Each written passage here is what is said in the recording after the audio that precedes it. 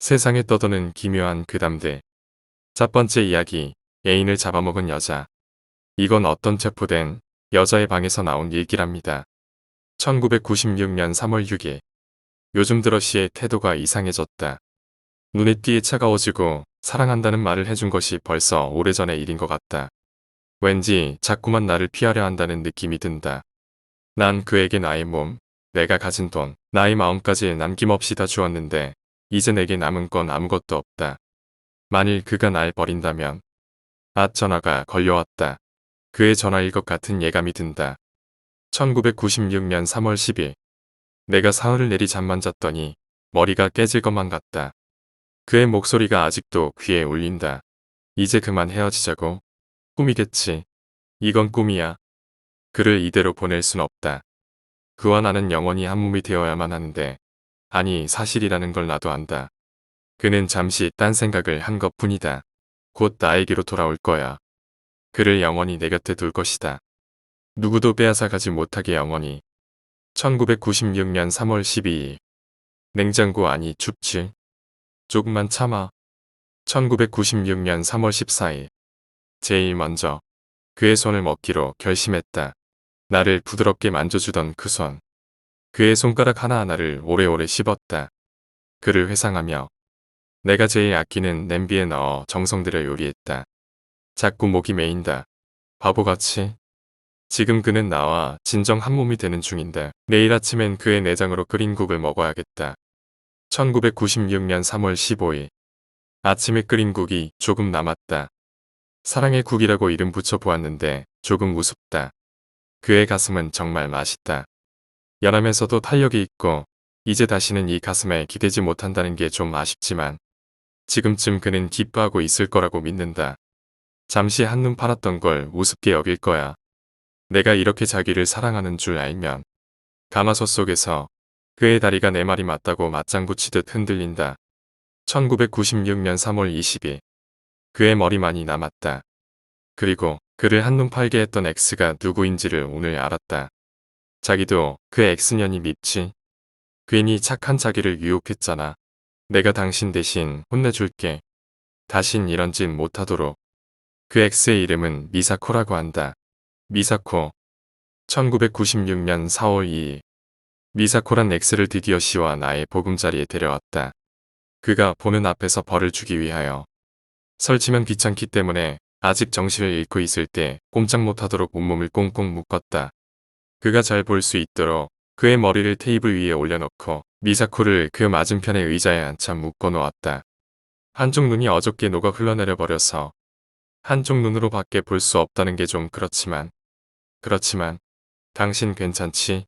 그가 그렇다고 미소를 짓는다. 어서 인연이 정신을 차려야 할 텐데. 1996년 4월 3일. 그가 반지를 끼워주도록 유혹한 X의 손가락 두 개를 아침에 망치로 부서뜨렸다. 어찌나 소리를 질러대던지 귀가 멍하다. 기가 튀어 주위를 닦느라 고생했다. 그는 깔끔한 걸 좋아하는데 살려달라고 애걸하는데 벌 받을 건 받아야지. 구태여 죽을 생각은 없다. 살인 같은 건 시도 좋아하지 않을 테니까. 1996년 4월 4일. 그가 어젯밤에 내게 용서를 빌었다.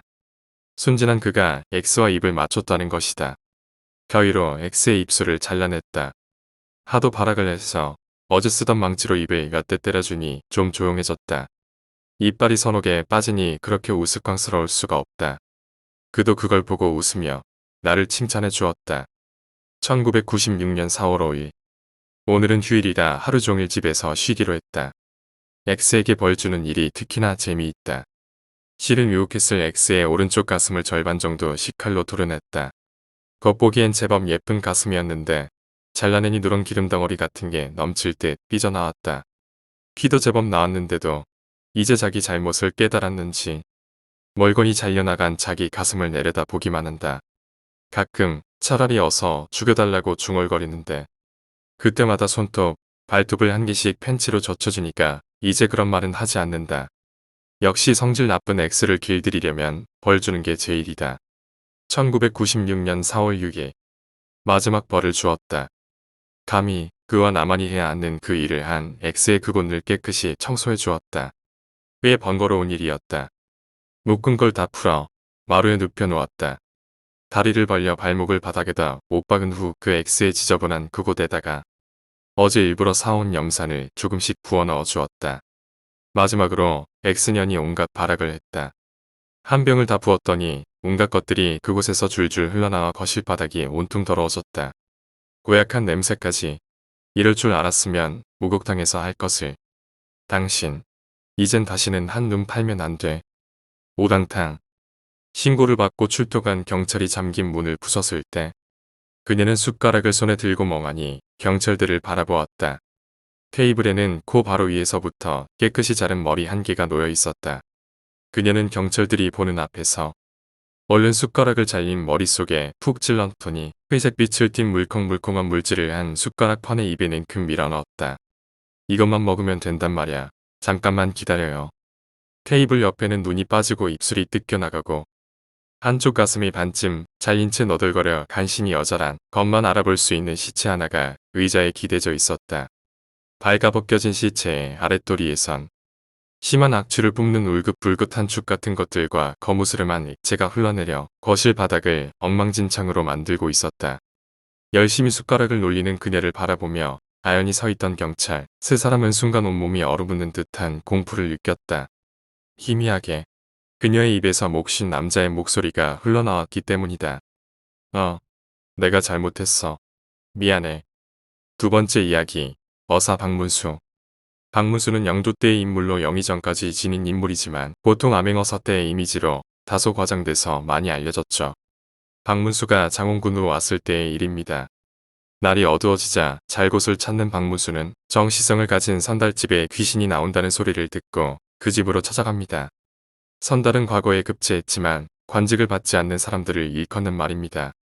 정선달의 집은 제법 컸지만 귀신이 나오는 터라 밤이 되면 정선달 외엔 하인들도 정선달이 따로 밖에 마련해준 행랑채에서 잤기 때문에 집의 분위기는 고요하기만 했습니다. 정선달은 박문수가 이 집에서 묵는 걸 반대했지만 박문수는 아랑곳 않고 무슨 사연이기에 귀신이 나타나는 걸 알면서도 집에 남아 있냐고 물었습니다. 그러자 정선달은 한숨을 내쉬며 넋두리를 하기 시작했습니다. 휴, 그 귀신이 바로 내 여식이요. 아니, 따님이 왜 손말명이 되었답니까? 말도 마시오. 10년 전에 역보을의 윤가의 아들과 혼인시켰는데 첫날 밤을 보내지도 않고 딸을 소박 넣고 떠났지 뭐요. 내 여식은 그날 충격으로 별당에서 목을 매달고 귀신에 대서 매번 울어대니 이 원통함을 어디 풀 일이 있어야지요. 정선달은 오랜 난을 풀려고 하는데 술을 마시다 취해서 쓰러졌고 박문수는 그런 정선달을 측은히 여긴 채 뜬 눈으로 지내다 자정이 되자 별당으로 향했습니다. 박문수가 별당문을 열고 들어가자 별당 안은 상당히 어수선했으나 정선달이 한 번씩 방을 치운 듯 어느 정도는 정리돼 있었기에 박문수는 심호흡을 하며 방 한가운데 앉았습니다. 그리고 자기도 모르게 잠시 잠이 들었습니다. 그러다 순간 누군가가 들어오는 인기척이 느껴지기에 잠에서 깨어 소리쳤습니다. 이 야밤에 누구냐? 그러나 아무도 없기에 박문수는 의아해하며 주위를 둘러보다가 갑자기 그의 눈에 뭔가 이상한 형상이 보이기 시작했습니다. 버런 여자가 울면서 목을 매달고 있기에 박문수는 귀신이라고 생각할 겨를도 없이 여자의 몸을 붙들고 여자의 죽음을 막으려고 했지만 여자의 몸은 마치 송장처럼 뻣뻣이 굳은 채 미동도 없었습니다. 이복에 정신 차리게 박문수가 계속 말을 걸자 목을 매달고 있는 여인이 눈을 뜨고는 뻔한 맺힌 눈으로 박문수를 쳐다봤으나 박문수는 계속 말을 걸었습니다. 무슨 이유인지 모르겠으나 나에게 말을 하게나. 그럼 내가 원한을 풀어주겠네. 박문수가 계속 여인의 넋을 달래자 여인은 한 맺힌 물음을 터뜨리며 방의 한쪽에 있는 벽장을 가리키며 그대로 사라졌습니다. 그 순간 잠에서 깬 박문수는 잠시 정신이 없었으나 곧 정신을 차리고는 꿈에서 여인이 가리킨 벽장으로 다가가서 살피자 작은 상자인 옥함이 나왔고 그것을 열자 그 안엔 종이가 있었고 종이엔 피로 쓴 글이 적혀 있었습니다. 소녀 억울하옵니다. 소녀가 잠이 들었을 때 방에 들어온 서방님이 저를 깨우시고는 옷가락지를 보여주며 이 옷가락지가 누가 준 거냐고 묻기에 소녀 겁이 나서 진수가 준 거라고 사실대로 얘기했나이다. 그러자 서방님은 절 내치며 나가버렸습니다. 억울합니다. 진수는 저의 사촌 여동생의 이름이건만 어찌 제 말을 채 듣지도 않고 나가버리니 소녀의 억울함을 어떻게 풀겠습니까? 다음날 박문수는 정선달에게 자초지정을 설명하고 한양으로 사람을 보냈고 그 후 연락이 오자 박문수는 그대로 고흥군의 현감을 찾아갔습니다. 현감이 여기에 무슨 일로 찾아왔냐고 묻자 박문수는 넌지시 말을 걸었습니다. 윤현감은 한 10년 전에 정시정을 가진 처녀랑 혼인한 적 있지 않소? 아니, 어서 또 그걸 어떻게? 다 아는 바가 있지요. 무슨 일로 정시 처녀를 소방 놓았어? 응. 서방 외에 남자가 있던 부정한 여자를 소방 놓은 게 무슨 문제요? 그 얘긴 하기도 싫소. 무슨 근거로 딴 남자가 있었다는 거요? 박문수가 재차 묻자 현감은 화를 내며 역정을 내며 말했습니다. 그녀의 옥함에 가락지가 있어 물어보니까 진술한 남자가 줬다 하더이다. 그럼 남자가 있다는 건 아니요. 이 답답한 사람아. 진술한 이름이 꼭 남자 이름이라는 법이 있답니까? 이걸 보시오. 박문수는 정여인의 한 맺힌 유서를 보여줬고 그걸 본 현감의 몸이 사시나무 떨리듯 떨기 시작했습니다. 이럴 수가 내가 그만 질투에 눈이 멀어서. 유서를 본 현감은 그제서야 자신의 잘못을 알고 후회했고 정선달의 집으로 찾아가 천도제를 했고 더 이상 그 집에 정여인의 원귀가 나오지 않았다고 합니다. 이번에는 거지에게 온정을 베푼 박문수의 이야기입니다. 암행어사 박문수가 거짓골로 여기저기 돌아다니던 때였습니다. 하루는 날이 저물어서 주막에 들었는데 복록방에 턱 들어가 보니 웬 거지가 큰 대자로 퍼지르고 누워 있었습니다. 사람이 들어와도 본체만 채 밥상이 들어와도 그대로 누워 있었습니다. 댁은 저녁밥을 드셨습니까? 돈이 있어야 밥을 사 먹지.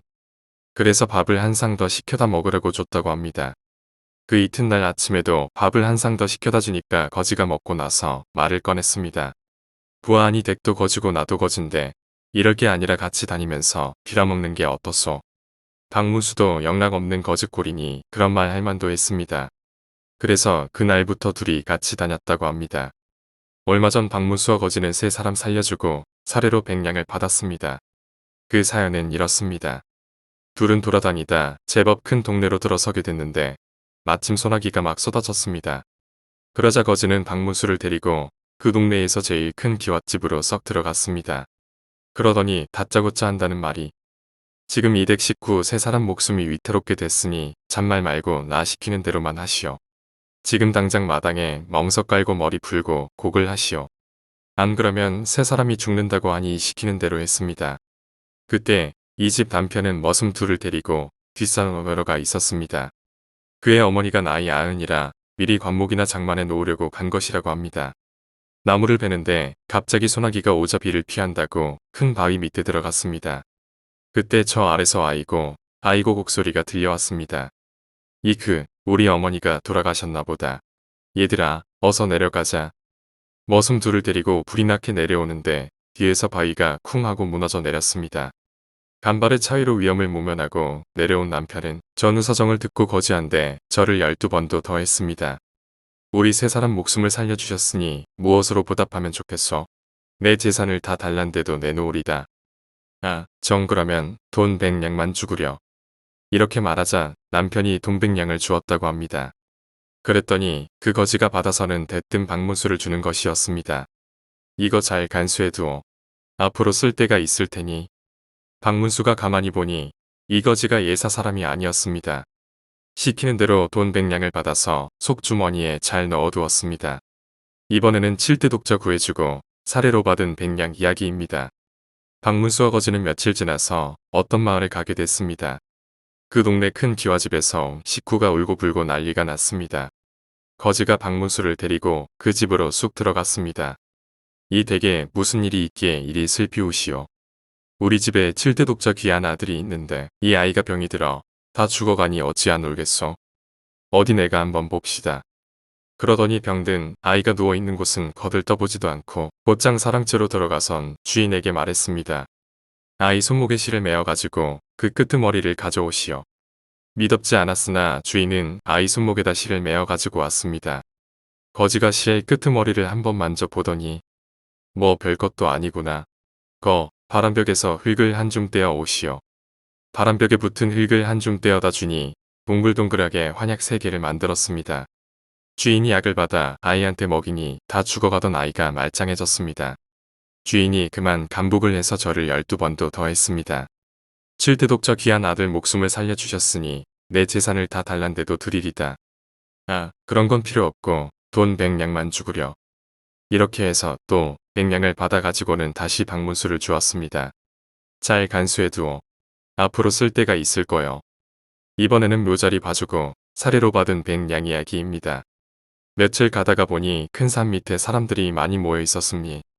웬 행세께나 하는 집에서 장사 지내는 것 같았습니다. 기웃기웃 구경하고 다니더니 마침 하관을 끝내고 봉부를 짓는 데 가서 에이, 거 송장도 없는 무덤에다 무슨 짓을야? 하고 마구 소리를 쳤습니다. 일하던 사람들이 들어보니 기가 막혔습니다. 네 이놈, 그게 무슨 방정 맞은 소리냐? 그래, 이 무덤 속에 송장이 있으면 어떡할 테냐? 아, 그럼 내 목을 베시오. 그렇지만 내 말이 맞으면 돈 100냥을 내놓으시오. 일꾼들이 달려들어 무덤을 파헤쳐보니 참 귀신이 곡할 노릇으로 과연 송장된 관이 없었습니다. 내가 그걸 찾아주려고 온 사람이요. 염려 말고 북쪽으로 석자셋이 떨어진 곳을 파보시오. 그곳을 파보니 아닌 게 아니라 거기에 관이 턱 묻혀 있었습니다. 여기가 명당은 천하명당인데 도둑혈이라서 그렇소. 지금 묻혀 있는 곳에 무덤을 쓰면 복 받을 거요. 이렇게 해서 무사히 장사를 지내고 나니 상주들이 고맙다고 저를 12번도 더 했습니다. 묘자리를 이렇게 잘 보아주셨으니 우리 재산을 다 달란데도 내놓겠습니다.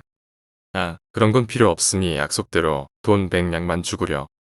그래서 또 돈 100냥을 받았습니다. 받아가지고는 또 박문수를 주었습니다. 이것도 잘 간수해두어. 반드시 쓸 때가 있을 거요. 마지막으로 100일 정성 끝에 마련된 300냥 이야기입니다. 그리고 나서 또 가는데 거기는 산중이라서 한참을 가도 사람 사는 마을이 없었습니다. 그런 산중에서 갑자기 거지가 말을 꺼냈습니다. 자, 이제 우리는 여기서 그만 헤어져야 되겠소. 아, 이 산중에서 헤어지면 나는 어떡하란 말이오. 염려 말고 이 길로 쭉 올라가시오. 가다가 보면 사람을 만나게 될 거요. 그러고는 연기같이 사라졌습니다. 꼬물꼬물한 고갯길을 한참 동안 올라가니 고갯마루에 장승 하나가 딱 버티고 서 있었습니다. 그 앞에서 웬 처녀가 물을 한 그릇 떠다 놓고 빌고 있었습니다. 장승님, 영험하신 장승님. 우리 아버지 100일 정성도 오늘이 마지막입니다. 한시 바삐 제 아버지를 살려주세요. 비나이다. 박문수가 무슨 일로 이렇게 비느냐고 물어보니 처녀가 울면서 말했습니다. 우리 아버지가 관청에서 일하는 심부름꾼이온데 심부름 중에 날았던 300냥을 잃어버렸습니다. 내일까지 돈 300냥을 관청에 갖다 바치지 않으면 아버지 목을 벤다는데 돈을 구할 길이 없어 여기서 100일 정성을 드리는 중입니다. 박문수는 거지가 마련해준 돈 300냥이 떠올랐습니다. 반드시 쓸 때가 있으리라 하더니 이를 두고 한 말이로구나 생각했습니다. 돈 300냥을 꺼내어 처녀한테 건네줬습니다. 자, 아무 염려 말고 이것으로 아버지 목숨을 구하시오. 이렇게 해서 억울한 목숨을 구하게 됐습니다. 그런데 그 처녀가 빌던 장승이 비록 나무로 만든 것이지만은 가만히 살펴보니 어디서 많이 본 얼굴이었습니다. 아까까지 같이 다니던 그 거지 얼굴을 쏙 빼다 박은 게 아닌가. 세 번째 이야기. 조선시대의 성범죄 처벌. 조선시대는 성범죄에 대해서 지금보다 관대했으리라고 오해하는 경우가 있습니다. 저도 우연히 알게 되었는데요. 조선은 기본적으로 사대를 하는 나라였으므로 법에 관련해서는 명나라의 체계와 영향을 많이 받았다고 합니다. 성폭행 사건의 경우 대명률 범간조에 적용을 했다고 합니다. 강간미수는 장 100대의 삼천리 의배, 강간은 교수형, 근친 강간은 목을 베는 차명, 지배층에 더욱 엄격한 처시를 요구했다고 합니다. 중종 23년인 1528년 벼슬아치인 도백손이 과부를 강간하자 중종이 상인이 강간하는 것도 옳지 않은데 더구나 사족이겠는가 라며 엄벌을 지시했다고 합니다. 화가는 부부가 아닌 남녀의 관계를 말하는 것이고 남녀 모두 장 80대를 맞는 것이었습니다. 장 80대는 남녀 모두에게 견디기 힘든 벌이었으므로 여성은 강간이라고 주장하는 경우가 많았다고 합니다. 이 경우 여성의 처음 의도가 판단 기준이었다고 합니다. 세종 12년인 1466년 정사품 혹은 신통내가 관비 고음덕과 여러 차례 성관계를 가졌다고 합니다. 고음덕은 처음에는 거절하여 소리내어 울었다는 이유로 무사하고 신통내만 처벌받은 것이 이런 경우였습니다. 이 사건처럼 피해 여성의 신분은 중요하지 않았다고 합니다. 중종 26년인 1531년 이팽령이 산호봉원의 딸 순금과 관계했다고 합니다. 봉원의 아우가 중매한 데다 관련자가 모두 화간이라고 증언했지만 순금이 나는 여인이라 거역할 힘이 없어서 이틀 밤을 함께 잤다고 답하는 바람에 강간으로 처벌받았다고 합니다. 당시 피해 여성의 신분은 중요하지 않고 정당방위를 적극 인정했다고 합니다. 이 예로 세종 15년인 1469년 좌명 1등 공신 이숙번의 종수비는 강간하려는 주인의 이마를 칼로 내리쳤으나 무죄 방면됐습니다. 기녀의 경우도 마찬가지였습니다. 폭력이 없었어도 여성의 동의가 없었으면 강간으로 처벌했고 피해 여성이 처벌을 원하는지 여부는 형량의 참작 대상이 아니었다고 합니다. 절도 도중 강간까지 한 경우는 차명이었고 유아 강간은 예외 없이 교형이나 차명에 처했습니다. 산호임금급이 11살 어린아이를 강간했습니다. 어느 날 신하가 고하는 성범죄 소식에 태종은 신속한 판결을 내립니다. 임금급을 교수형으로 사회에서 사라지게 합니다. 현재 차관급 정도 되는 그 당시 판사 이자지 부부에겐 내은이란 딸이 있었다고 합니다. 이때 부모들이 모두 사망해서 3년상을 행하려 하는데 이때 이 집의 노비였던 실고 지영제와 그의 처남 등 3명이 내은이를 집으로 끌고 가 손발을 묶고 성범죄를 저지릅니다. 태종은 당시 이 보고를 듣고 교수형으로는 부족하다고 여겨 그들 모두를 능지처참형으로 사회에서 사라지게 합니다. 한 애뜬 부인이 편복 차림으로 여종을 거느리고 성균관역 냇가를 건너고 있었습니다. 그때 그곳에서 옷을 홀랑 벗고 목욕을 하고 있던 생황 최한경이 갑자기 뛰어나가 여인을 쓸어안았습니다. 부인이 완강히 저항합니다. 계집종이 우리 집 안주인이시다라고 외칩니다. 최한경과 함께 목욕을 했던 동료 2명이 여종들을 때려 쫓아냅니다. 3명은 완력으로 여인을 눌러 옷을 벗기고 욕보이했지만 뜻을 이루지 못합니다. 큰일을 당할 뻔했던 여인은 사원부의 최한경을 비롯한 유생들을 강간미수죄로 처벌해달라고 고소합니다. 조사가 시작되자 최한경은 희롱한 건 사실이지만 강간하는 마음은 없었다고 변명하지만 세종은 적절한 선에서 처벌을 합니다. 바로 곤장 80대 0을 내립니다. 조선시대 성범죄에서는 교수형이나 차명 같은 극형도 있었지만 부수적으로 이렇게 곤장형도 있었다고 합니다. 근데 곤장형이 너무 가벼운 처벌이 아니냐고 생각할 수 있지만 곤장은 십자 모양으로 된 형틀의 죄인을 엎드리게 묶어놓고 나졸이 서서 저런 몽둥이로 불기짝을 내리는 형벌이었다고 합니다. 곤장은 듣기와는 다르게 몇 대만 맞아도 엉덩이 살이 터져나가고 곤죽이 되는 것은 물론이고 그로 인한 평생 흉터와 트라우마, 신체 불구 등 세상의 조롱거리가 되고 맞는 도중 죽는 경우도 있는 형벌이 있습니다. 다 맞고 회복 중 장독이 올라 사망하기도 하는 무지막지한 형벌이었다고 합니다. 양반의 경우 성범죄로 처벌 시에 사회적으로는 매장이나 마찬가지였다고 합니다. 오늘날로 치면 군수를 지낸 전직 공무원 황우영이 일한 양반이 방가의 부인인 반씨의 집에 들어가서 강간하려다가 반씨의 어머니와 여종의 저항에 강간미수에 그친 것입니다. 당시 사헌부에서 이 사건을 거론하며 죄질이 매우 좋지 않습니다 라고 고합니다. 이 보고를 들은 성종은 화우영의 직첩을 거두고 영원히 등용하지 않고 삼천리 밖으로 유배를 보냈다고 합니다. 그리고 당시 최악의 변방인 회령의 관노비로 강등시켜 쫓아냈다고 합니다. 또 요즘의 대통령 사면에 준하는 대사면령에서도 성범죄만큼은 제외시킬 정도로 강한 의지를 보입니다. 또 다른 성범죄 사건으로 처삼촌의 조카 딸을 강간한 최수배라는 사람이 있었는데 실수로 사면을 받아 풀려납니다. 이 사실을 들은 성종은 전가사변을 시켰다고 합니다. 전가사변이란 죄인의 처자식까지 전부 변방 중에 변방으로 강제로 쫓겨나는 처벌이라고 합니다. 이런 예는 강력한 처벌을 받지만 경우나 신분에 따라 요즘처럼 관대한 처벌을 받는 경우도 당연히 있었다고 합니다. 왕족이라든지 상위 권력층의 경우 처벌이 쉽지가 않았습니다. 그런데 선조의 경우에는 달랐습니다. 임진왜란을 겪은 조선시대 임금으로 가장 안 좋은 말을 많이 듣는 임금입니다만 성범죄의 경우 자기 친아들을 강간죄로 처벌합니다. 당시 선조는 이보의 소행은 차마 형언할 수 없다. 여러 차례 살인을 했고 오직 마음을 태우고 부끄러워할 뿐이었다. 오늘 빈전의 곁 여막에서 제 어미의 배비를 겁간했으니 경악을 금할 수 없다. 국가의 치욕과 내 마음의 침통함을 어떻게 말할 수 있겠는가. 이 자식을 둔 것은 곧 나의 죄로서 대신들을 불면목이 없다. 다만 내가 차마 직접 정죄할 수 없으니 유사로 하여금 법에 의해 처단하게 하라. 라고 했습니다. 야막은 후손들이 무덤을 지키려고 옆에 지어놓은 초가를 말합니다. 신하들이 굴육 사이에 정이 있으니 화를 참으시라고 상주했지만 선조 임금은 단호합니다. 상중에 백주된 낮에 구민을 겁간한 자식을 용서할 수는 없다. 고하며 아들 순화군을 유배형과 동시에 노간에 처한다고 합니다. 유배형은 강간죄에 대한 처벌이었고 노간은 거기에 낙인을 찍는 것이라고 합니다. 현대 기준으로는 전과가 남는 것입니다.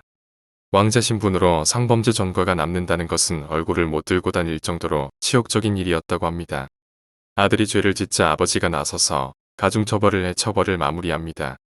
조선시대 성범죄 처벌은 기본이 곤장 80대에서 100대이고 상위층인 양반은 사회에서 완전매장이었습니다. 왕족이라 할지라도 낙인, 참수, 능지처참, 교수형, 유배, 노비 전락 등 현대보다 훨씬 강력한 처벌을 보여줍니다.